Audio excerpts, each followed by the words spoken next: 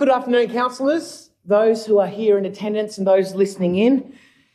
As we open our meeting today on the unceded lands of the Palawa people, are open at 1 p.m. Please be seated. In opening of the meeting with the attendance and apologies, we just have Councillor Pentridge running a couple of minutes late. But other than that, no further apologies. No mayoral acknowledgements today. In 3 on the agenda, declarations of interest. A councillor must declare any interest that the councillor has in any matter before any discussion on that matter commences. Are there any today? Any declarations of interest? No, there being none, we'll move forward to the confirmation of minutes. The recommendation is that the minutes of the ordinary meeting of the City of Launceston held on the 18th of April be confirmed as a true and correct record. Someone to move? Deputy Mayor to move? A seconder, Councillor Harris. All of those in favour?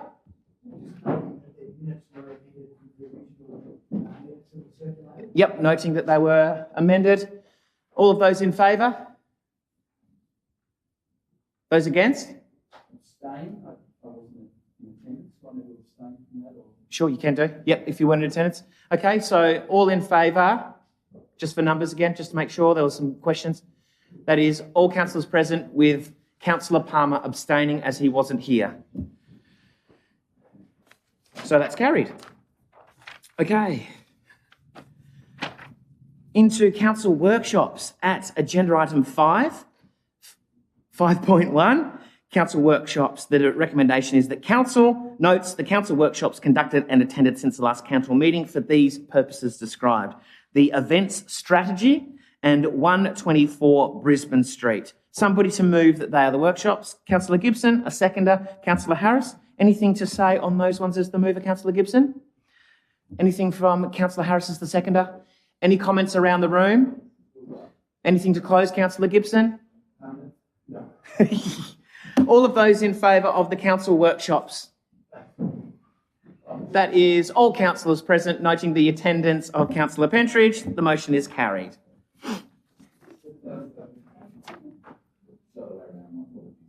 Okay. Right, no worries. 6, sorry. Councillors' leave of absence as a part of the agenda, 15.3.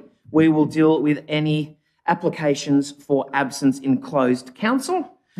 Community reports. I don't believe we have any community reports today. So moving forward from 7 to 8, public question time. 8.1, public questions on notice. 8.1.1, public questions from Andrew Whitehead, the Mayor's cap. Question, can I ask why the Mayor appears on television wearing a NYC New York City cap? Can he not afford a Launceston one? Moving forward to 8.1.2, public questions from Ray Norman, officers answering questions on behalf of council. 8.1.3, public questions on notice, Jeff Mitchell, Launceston Tool Library, 18th of April. 8.1.4, public questions from Mr. Smith, parking infringements. Which brings us to public questions without notice, 8.2, noting that the rules and regulations are displayed and available upon entry. You may ask a total of 3 questions each. Just at the microphone with your name and suburb, please. Yes, good afternoon, councillors and mayor. I'm Kirsten from Strike It Out Inc. and from 37 Birch Avenue in Newstead. So I'm here today to ask when we're going to receive a list of community buildings and spaces that are managed by the state and local government. This has been ongoing for some time now, for quite a few years. So I'd really like to know when that's actually going to happen. Sure. Acting CEO, around the reporting and the inquiry that we're doing around our owned businesses and buildings. I'll have to take that one on notice. Sure, thank you. And since the 19th of the 6th of 2019, our mobile sleep pod proposal has been submitted to Launceston City Council with no notifications of what we are lacking and what is required and what you are asking us for. So just really outlining what are we lacking? Like, what is missing from our proposal? Like, again, this has been going on since I'll bring up the email. for a long time. Thank you.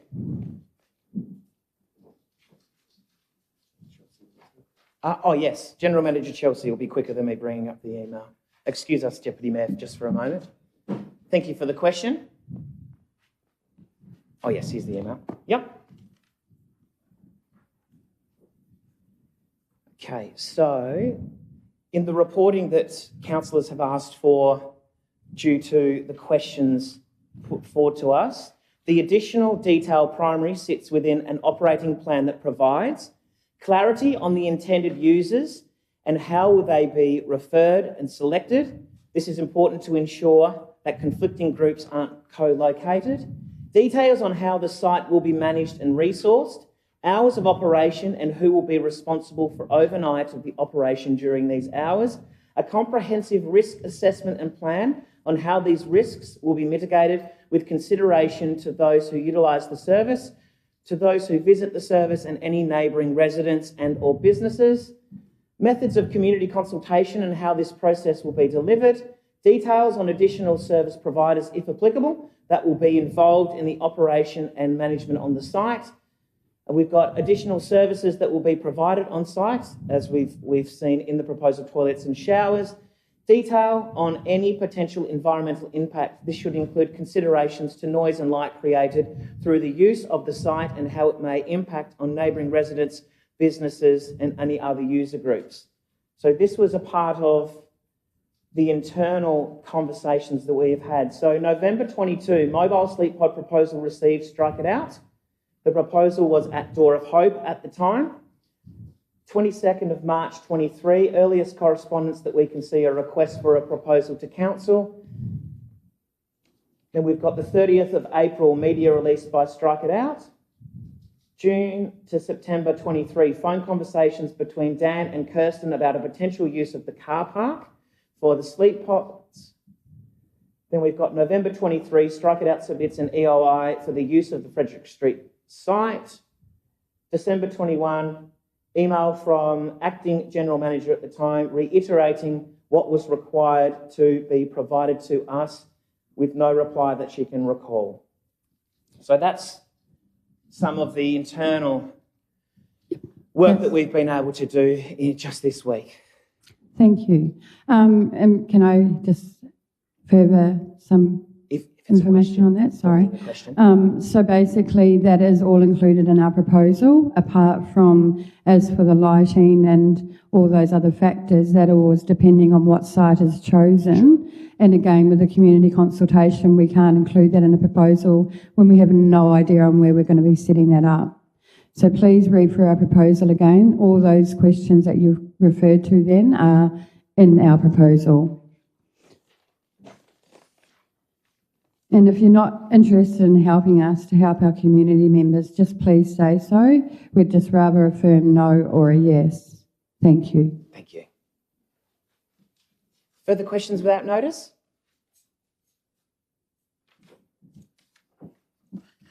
Look, thank you, Mayor, and just please note my questions are no criticism or reflection on the councillors or the staff, as I'm simply trying to get a clear understanding of what's happening so that I can respond to the questions that actually come to me. So I am again asking about the properties at 118 to 122 and 124 Brisbane Street, better known as the Birchells and Katie's building, and I think we know that the mall basically should be our city heart. So can you please advise the current situation with regard to these properties, that is, are they unencumbered, without impediment? Are they up for sale? Are they up for tender? Are they under consideration for council to undertake the development themselves still? Or what is the council proposing to do with the properties, and when will the community be advised? Sure. So to answer around the proposal and the conversations, they are options that are being still considered around... All options? Sale? I guess I'm sort of trying to get, with respect, which options is the council looking to pass them on to sell them to someone to maybe develop, or is the council still looking to do the development themselves? And if they are looking to sell, is there an impediment to sale currently? I'm not sure around the impediment to sale currently, but I am under the assumption that we are looking at all of the options. So no decision's been made, and there's no time frame for when a decision will be made? Will you be waiting for the new CEO? I'm not aware of a timeline at this particular moment. Not aware of a timeline at this particular moment. We can have a further discussion around that. So council will be having a further discussion around the timeline? Yes. It's just that, this has been ongoing now since 2020 when the council purchased the properties, and people keep asking me what's actually happening in this boarded up area, and I keep getting answers. In the next couple of weeks we're going to have an answer, and months go by and I still have no answer. So with respect, it'd be really good. Yep. So I've also been advised that provision for these properties has been included in the draft 24-25 proposed annual plan and budget. So can you please tell me where it is in there, because I couldn't find it? Sure. I'll just direct that one to acting CEO around the lineage. There's an allocation in this year's budget that we're doing some work with. There's no allocation in the draft budget that was advertised. Right. So, sorry, with respect to, probably to Shane, is that all right, Mayor? So the allocation for this year's budget to actually do what with the buildings? So I'm just sort of wondering what the money's for. There's an allocation this year to work through the planning on what we're doing, how we're progressing with the Virtuals building in terms of next year's budget. That'll be considered in June, but there's no allowance currently in the draft budget. Might I ask how much it is? Or how much it was in the current budget? 200,000. For planning, thank you. And my final question, with regard to the budget, do the councillors go through, or are they able to go through an estimates type of scrutiny where they can get a breakdown? For example, I know the conservatory has an amount of $1 million next to it. So, is there some way that the councillors can sit down with, obviously, the managers and go through line by line to find out, for example, the conservatory, what's the cost of consultancy, who's actually doing the work, what's included in that $1 million? So does that actually still happen with council as it used to many years ago? I'd say the opportunities for councillors to ask questions and talk through the budget are definitely there, but in terms of the full breakdown as a collective, I wouldn't say that it's at that level. It is possible, though, that councillors can actually request certain line items? And they do, yes. Yeah, but it's not an allocated... So you don't have a budget type. Many years ago, we had a budget type where we'd sit down, we'd have dinner, and we'd actually go through and look at the items so that you could ask the questions in a bit of scrutinise. So that's not proposed to actually do something like that. No, we do that. We do that in terms of in workshop, but we don't. It hasn't been in my time something where someone's asked for something to be broken down to the contractual agreements or the funding for a project. And are members actually able to do that? I'm just thinking, the office, the councillors can ask, but can members of the public or members of Parliament actually request certain items to be detailed, or is that outside the purview? Acting CEO, around the involvement from public members to budgetary Or lines. members of Parliament to actually, when you look at it, I noticed there's 15 million in one area, and you still think, well, some of those items, there's just a figure. Sometimes it'd be really nice to know what the consultancy is. Who are the consultants? Are they mainland? Are they local? Who's actually doing it? How much money is going into consultancy as opposed to how much is going into the development? Just questions like that we would ask in budget estimates. So council has reported on consultancy's costs previously publicly, but if anyone wants additional detail, then it's able to ask. And public are welcome to ask. Oh, no, look, thank you. That's all I wanted to know. So thank you very much. Thank you. Further questions without notice? Mr. Mayor, thank you. Robin Smith on behalf of Coffee Republic in the Brisbane Street Mall. I'd just like to follow up. I don't seem to be getting here with this parking question, this 14 days of paying the parking fine. This will be the third time I've asked this question with respect. And I don't think I seem to be cutting through to council, possibly looking at the responses. There's a period that doesn't seem to be accounted for here between when the council actually, and as explained to me, upload the parking infringement into the system, which is during the course of the next working business day. And it takes some time. It's not immediate. 1 o'clock in the morning. It's when the officers come to work and they load all of the parking infringements in the next working day, and then once they're loaded in during the course of that day, working day, then they're available. So that doesn't seem to be reflected. So, for example, if I wanted to pay it, in theory, I could pay a parking infringement at 6 o'clock in the morning. It wouldn't be available. And when the officers write back, as they have, it doesn't mention your opportunity to, it just says go to court if you want. And that's all it says. There's no discussion about how you further manage it. Where am I going wrong with this line of questioning? That the 14 days and what it actually means, a true 14 days, and they actually use the word working days, not business days. So I'm not cutting through here. Clearly, if this is the third time I've asked this question, I'm either not asking it correctly or Councillor is not understanding it. Sure. Can you help with that, please? Yeah. In turn, yeah, that's what I think we're at the point of now.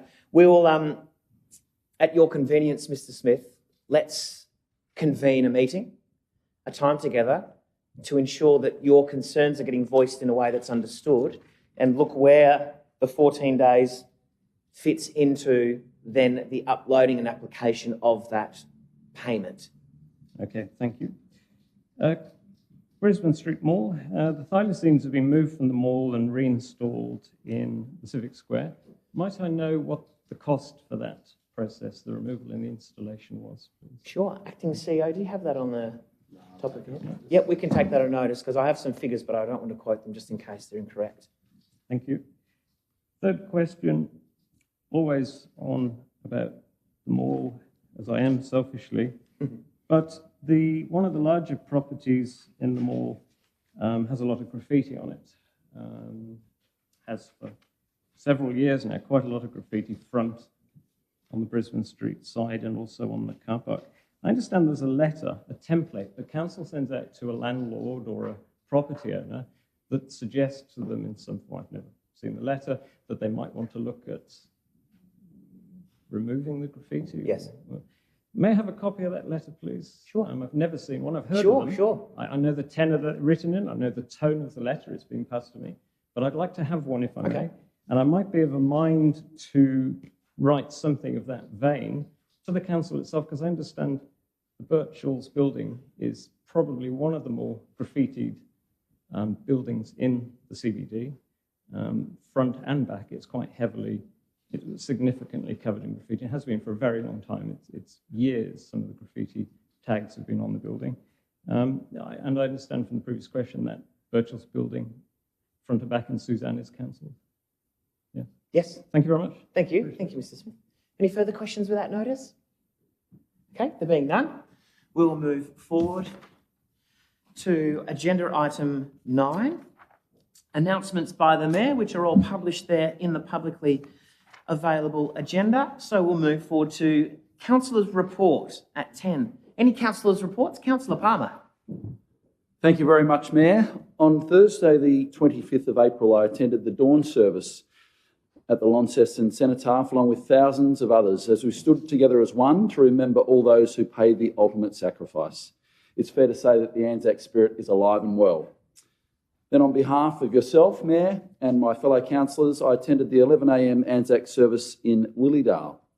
This was a very moving service, as we once again remembered those Anzacs who served our great country so that we could have the freedoms and the way of life that we do today.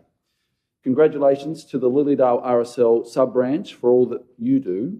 And I'd also like to take this opportunity to pass on my respects to the family of former President Lindsay Godfrey, who sadly passed away only a few weeks ago, lest we forget. Thank you, Councillor Palmer. Further? Councillor Kai? Same as Councillor Palmer, but at a different one. So on Thursday, the 25th of April, along with Mayor Garwood, Deputy Mayor Mackenzie and myself attended the Anzac Day civic service at the Cenotaph in the Royal Park. This year's service was attended by hundreds, if not thousands, of people, including 60 schools who participated in the March of Remembrance, and those gathered around the Cenotaph to pay their respect and commemorate the service and sacrifice of those who have served for our country.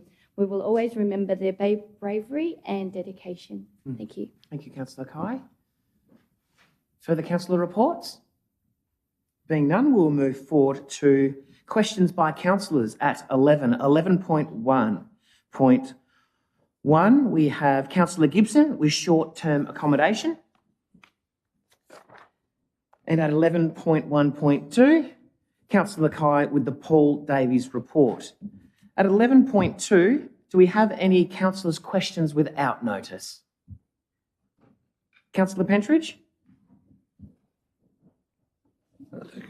Thank you, Mr. Mayor. Look, just listening to Kirsty Ritchie about finding somewhere for this facility of hers, can we all consider putting it down there at Royal Park on the car park temporarily to at least alleviate?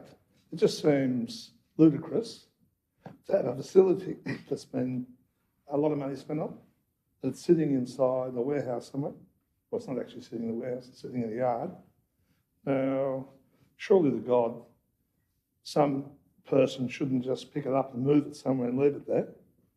And I've heard rumours that that might happen. So couldn't we consider parking it somewhere, putting a bit of a screen around it? I know it's not acceptable. I also know it's not a long-term solution, but winter is coming on, and I think it's time we stop talking about it and do something about it. Thank you. Thanks to Councillor Pentridge. We'll take that on notice and circulate that with the councillors. Thank you.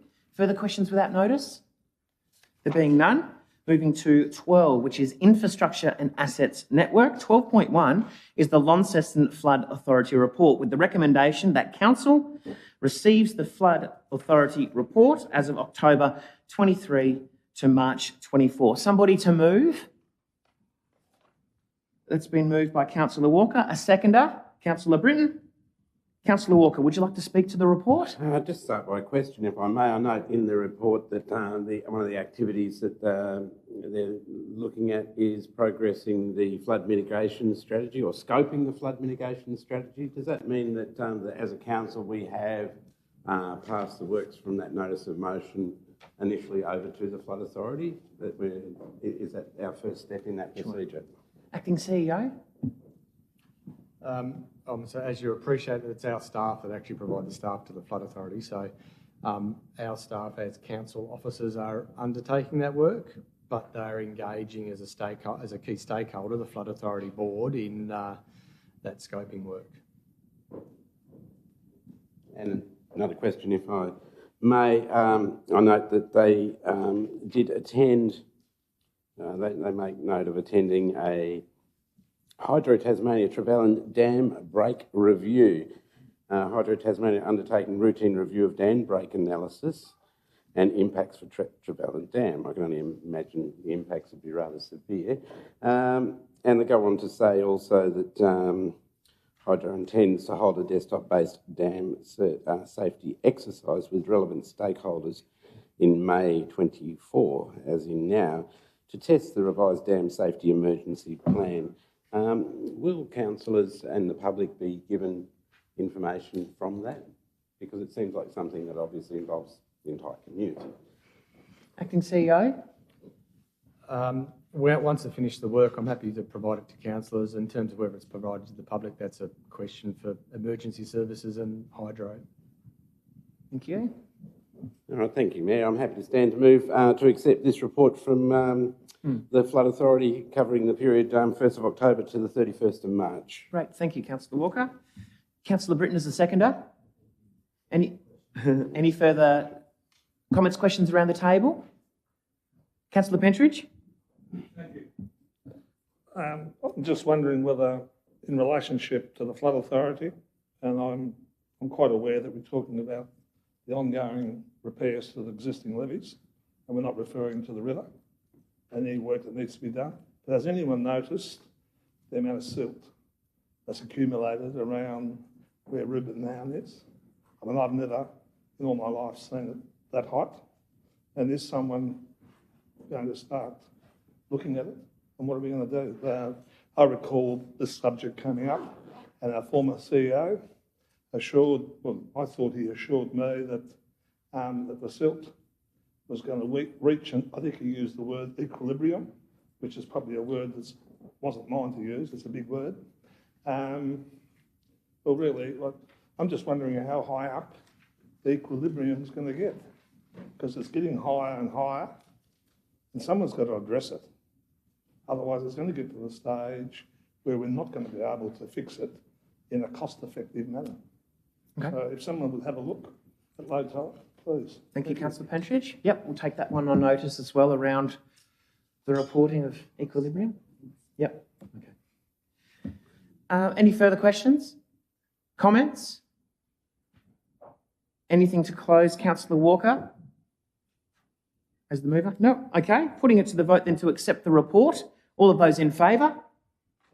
That is all councillors present. The motion is carried. At 13, Organisational Services Network. 13.1 is the lease of the East Launceston Croquet Club, with the recommendation that Council, by absolute majority, agrees to lease an area of land situated at 22 to 28 Adelaide Street, East Launceston, to the East Launceston Croquet Club Incorporated for the purposes of community recreation. There's also the recommendation there that we authorise the CEO to enter into a formal release. The term is going to be 5 years, commencing the 1st of May. The lease amount for the first year shall be $323.96. The tenant to be responsible for energy costs and for water, contents insurance and other service charges, if any. Tenant shall continuously maintain building in good and reasonable order and keep clear all noxious growth from the premises, hold public liability insurance for at least $20 million. The exact dimensions of the land and lease and all remaining terms to be determined by the CEO. I just thought it was important to read out those recommendations as we see these come through quite a bit. And we authorise the CEO to do that, and we note that CEO means General Manager. So somebody to move the recommendations? Councillor Gibson, a seconder? Councillor Harris, Councillor Gibson. Thanks very much. It's a great pleasure to be able to support the work of the Croquet Club, and we note that since around 1960 they've been undertaking great work in the space. From all accounts, they're a model tenant and want what is only best for their members and, importantly, the site. They themselves do a lot of work with regard to the site. I'll finish with a question. My question is simply the provision of disabled and all-access toilets is an important aspect of Council's provision of services for all members of the community. Is it such that we provide accessible toilets as part of the leased buildings incorporated in this site? And if we don't, whose responsibility is it to provide all-access toilets? General Manager Foster. Thank you, Councillor Gibson. My understanding, and it's a stretch of my understanding, is that they have access to the accessible toilets at a nearby facility as part of our lease arrangements. Thanks so much. And I was sure that there was a formal arrangement in place, and if there wasn't, my next question will be, and I'd like this taken on notice and to be provided as a formal response in the next lot of papers. Could the inclusion of the formalised access for all ability toilets be an annex to this lease? And as you say, the responsibility of council to ensure that that's provided rather than the two tenants themselves needing to strike that arrangement. Thank you, Councillor Gibson. A further question from Councillor Mackenzie, Deputy Mayor. Thank you. Just in relation to, and I think I endorse the lease. The tenant shall continuously maintain building and blah, blah, blah. What processes do we have in place to inspect and make sure that that's taken in, actually dealt with? Because I guess we've had experiences where we've had buildings that haven't been kept in good repair. And I hope that as a process of what we're doing forward, we actually have something which suggests that we regularly review these things. General Manager. Thank you for your question, Councillor Mackenzie. As you highlight, historically, it's not been a strength of our approach in managing our leased assets, but it's certainly something that we've been focusing on between our building assets management team and our internal lease owners to ensure that we have inspection programs in place that our assets are maintained and safe for use. Councillor Harris is the seconder. No, nothing further. My questions have been asked. Thank you. Any further questions or comments around the table? Councillor Pentridge. Thank you again, Mr. Mayor. I couldn't help thinking that it's nice to hear that the Croquet people, that my initial thoughts were that they're not paying a lot of money. Now, which is fair enough. That then got replaced where they're doing a fantastic job in keeping the place neat and tidy, so they get a big tick for that. Could someone pass on to them? I'm sure there's lots of people in this community. Invalid toilets, it's not a huge cost. Why don't we let them know that I'm pretty sure we've got a very generous community, and I think it's inappropriate for them to be having to go into the bowling pub. Why don't they approach us and let's see what we can do to provide a facility, even if it's a temporary, like a portable one, so that the handicapped people can participate and do what they have to do. Thank you, Right? Councillor. And I'm sure, like I said, there's not a big effort. We are a very generous community, and I don't think we'll have a lot of trouble assisting them.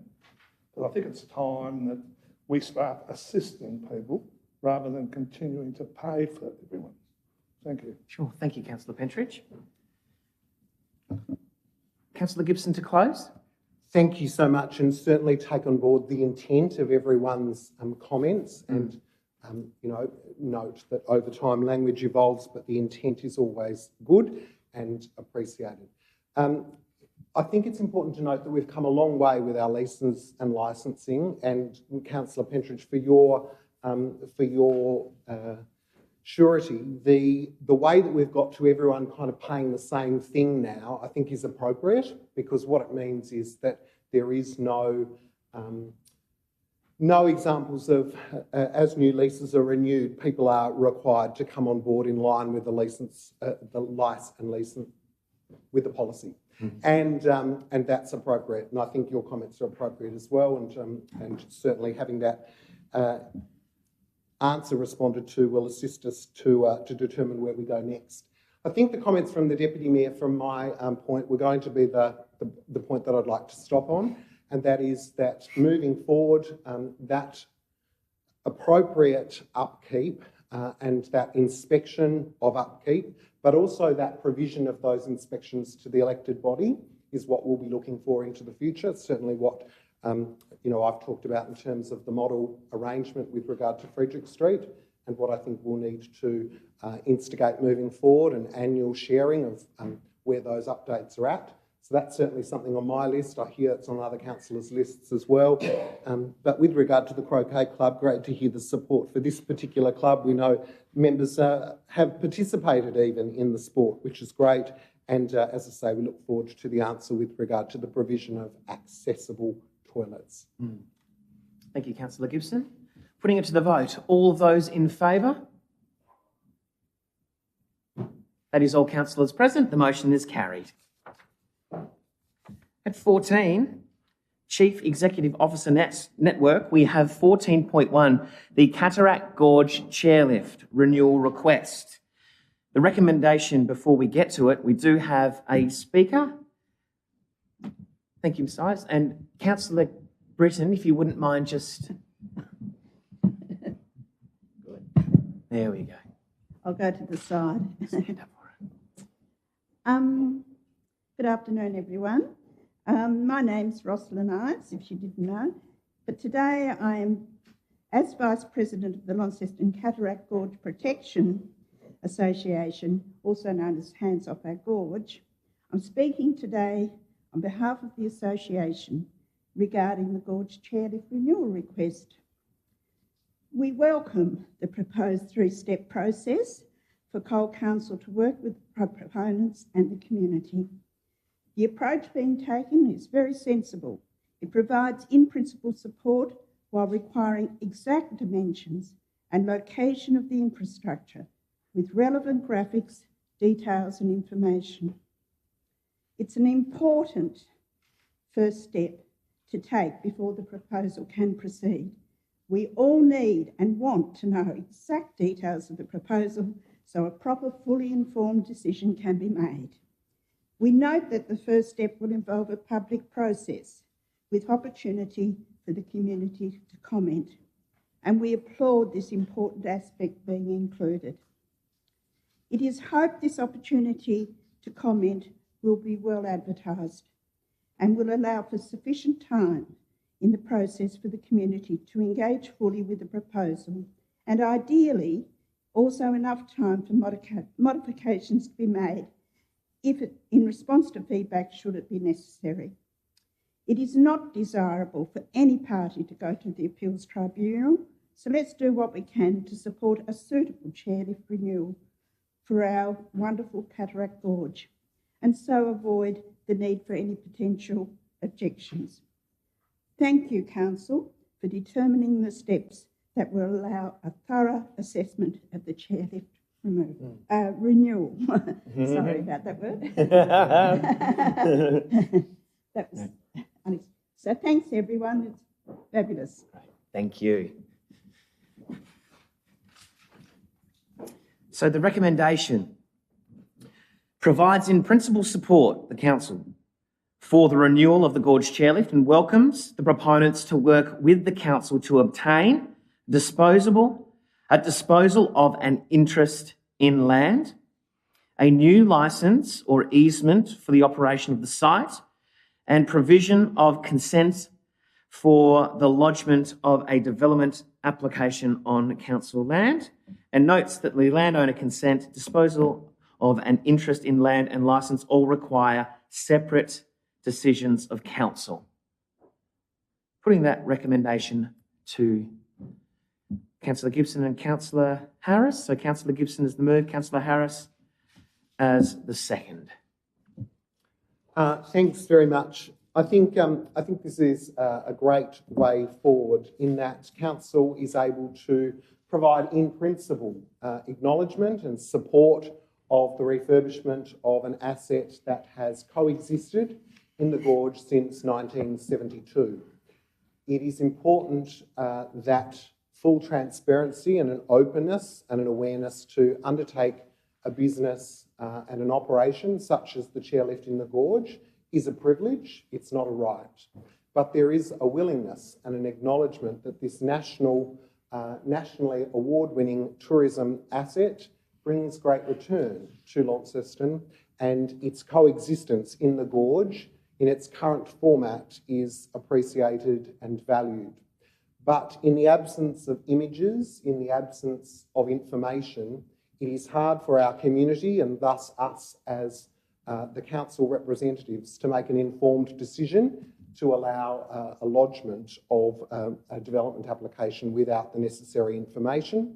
And so I think this three-step process, as you've heard from the Speaker, as the Mayor indicated when he overviewed the components of the motion, sets out 3 steps and an order with regard to how those steps will work and a requirement of what is needed in order for Council to be satisfied that they're able to move forward with those steps. So I think what it does from my perspective is says that the Council is absolutely wanting and willing to work in partnership with the proponents. We just need the necessary information to be able to move to the appropriate steps to be able to share that information with the community. We note that when the item came in a previous form to a previous council meeting, that there had been no images or information released by the owners of the Gorge Chairlift, either in the media or indeed at the meeting. And that makes it hard to fully understand the what, the where and the how. I think this process will be able to rectify that with the necessary information. Thank you, Councillor Gibson. Councillor Harris is the seconder. Thank you. I can remember when this opened in 1972, so I guess it makes me old. But as Councillor Gibson said, the 3-step process that has been put before us is in fact a very welcome, and I'm sure it has been welcomed by all the community, to enable them to have an input into what the new chairlift will look like. It will obviously have to meet the current standards for safety, and there will and access, and there'll be many people who will find that a great improvement on what's currently offered. I, for one, have always wondered what happens if my thongs or phone slips off my feet or out of the pocket, because I don't think I want to be hit from 20 metres by a phone, and hopefully they have such things to stop that from happening in the future. But this is a great step forward. I look forward to the proponents bringing their ideas to the council to enable the community to then have input into those and then come back with something that we can all be proud of for the next 50 years and hopefully win many more tourism awards, because it is actually one of our greatest assets. The gorge and the access to it is something that is unique to this city, and it's something that we need to really maximise to make sure that we get every, opportunity and tourism visitation to see our wonderful gorge. So I can't help but support this wonderful outcome. Thank you, Councillor Harris. Further comments around the table? Councillor Walker. Thank you, Chair, and thank you for bringing this motion to the table, to the acting CEO. 1972, I can't remember the time when the gorge didn't have a chairlift, but I'm sure there are people who can. And so, it was forever changed, I suppose, in that regard. Most of us have grown up with, so we expect it to be there. We accept it being there.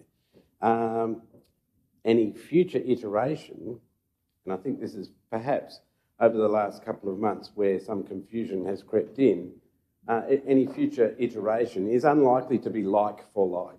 It's unlikely to be the replica of what's there. In fact, there's almost no point being the replica of what's there because it is ageing infrastructure. So it will change, whether it's aesthetically, whether it's the actual location, the type of infrastructure. These things will change, and this is what not just council, but also the community are duly aware of. And indeed, the proponents, in my time having discussions with them, are also aware of. They are also aware that they can enhance the experience and at the same time improve the outcomes for the gorge, visual, environmental, and access and other. So this is what we look forward to. This is what we're excited about. This is a good news story insofar as everyone wants to see this proceed. It does bring, obviously, a spotlight onto Launceston. It has been an award-winning enterprise. It has made an enormous contribution just to our economy and to our identity.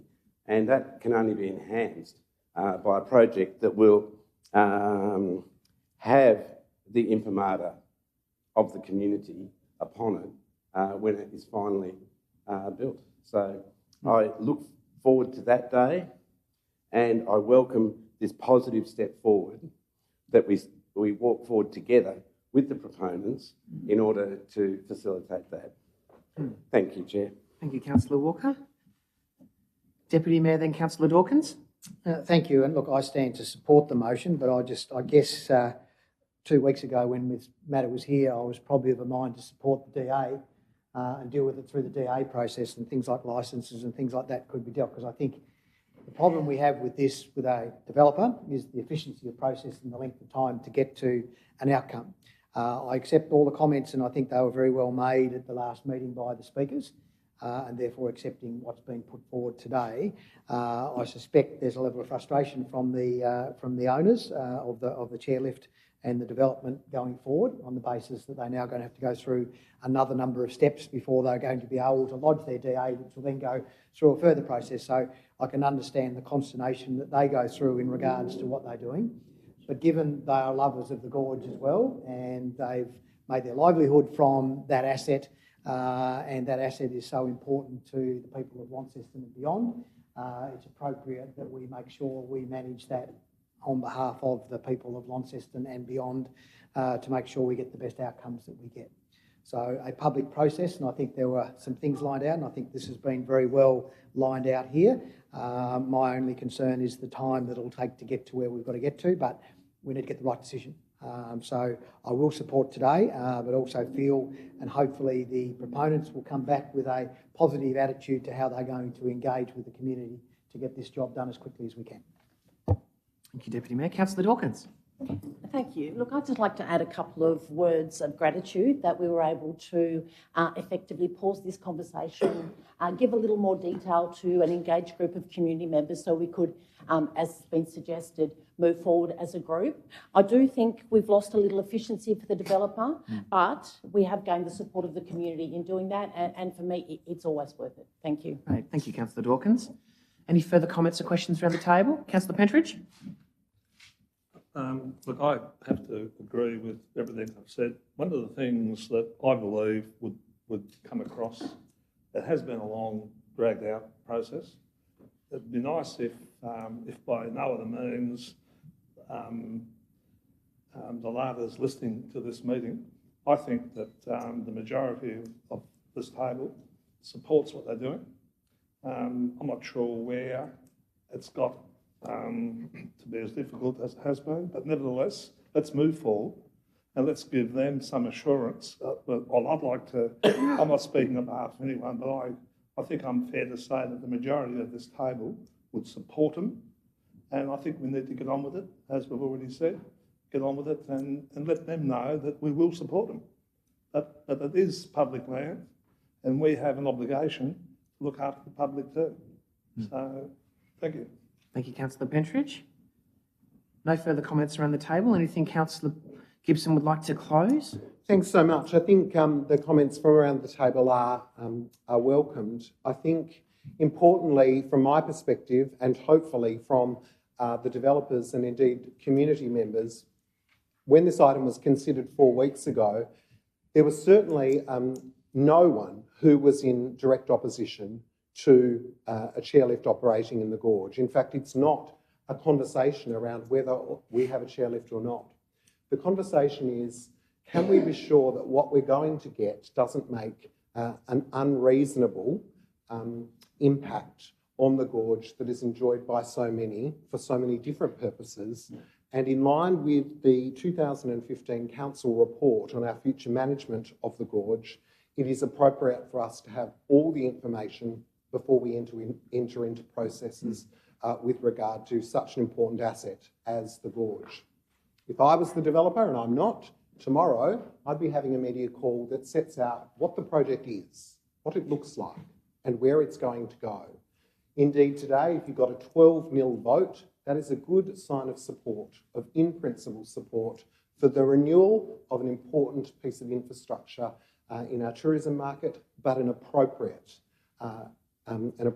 piece of infrastructure that exists in the gorge, that's future, and its span and the placement of the pylons and the size of and scale of the infrastructure will not have additional unreasonable impact on a space that is loved by not only our community, but visitors from all over the world.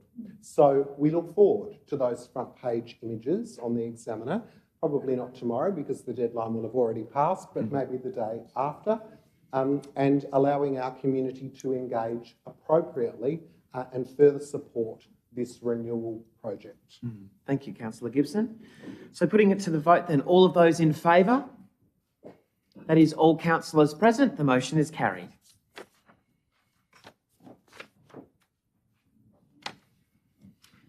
Closed council at agenda item number 15. This requires an absolute majority with the recommendation that council moves into closed session to consider the following matters. 15.1 is the confirmation of minutes. 15.2 is the Gatehouse Weighbridge operator. 15.3 is councillor leave of absence, and 15.4 we end the session and bring the findings to open session. Somebody to move, we move into closed. Councillor Harris, seconded by Councillor Britton. All of those in favour? That's all councillors present. The motion is carried. We moved into closed session.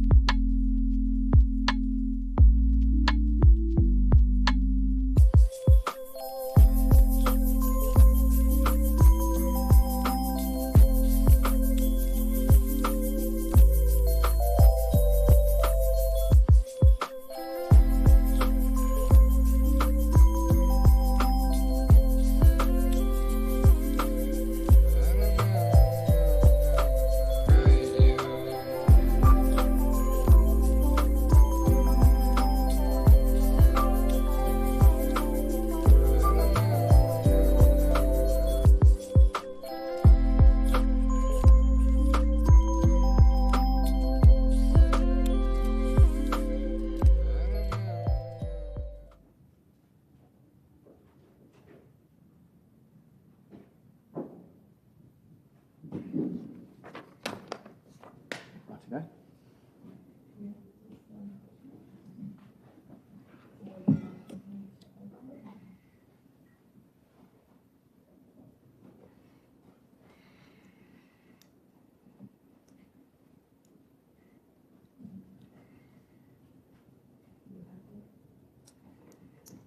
That's okay.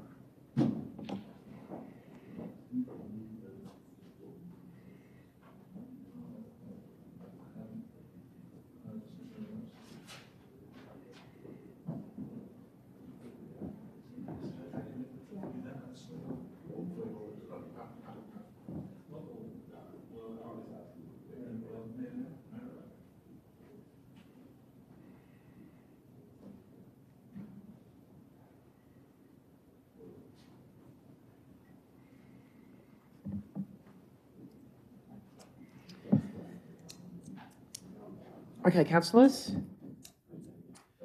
As we're now in open session, once the table is on the screen, may I have somebody please move that it is a correct record of what was spoken about in closed council? We'll just wait for it to pop up. There it is. Okay, Councillor Harris, seconded. Councillor Dawkins, all those in favour? All councillors present, the motion is carried. Meeting closed at 2:28. The next meeting to be held on the 16th of May here in Town Hall at 1 p.m.